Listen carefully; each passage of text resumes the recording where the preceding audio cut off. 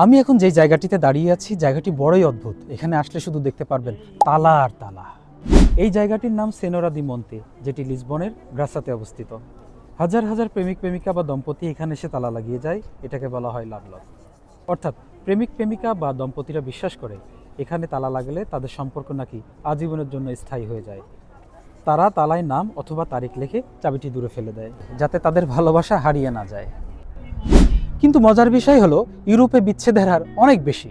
মানে একদিকে তালা লাগিয়ে তারা তাদের ভালোবাসাকে চিরস্থায়ী করতে চায়, অন্যদিকে বাস্তব জীবনে তাদের এই সম্পর্ক বেশি দিন চিরস্থায়ী হয় না। এখান থেকে আপনারা যত দূর যাবেন শুধু তালা আর তালা দেখতে পারবেন।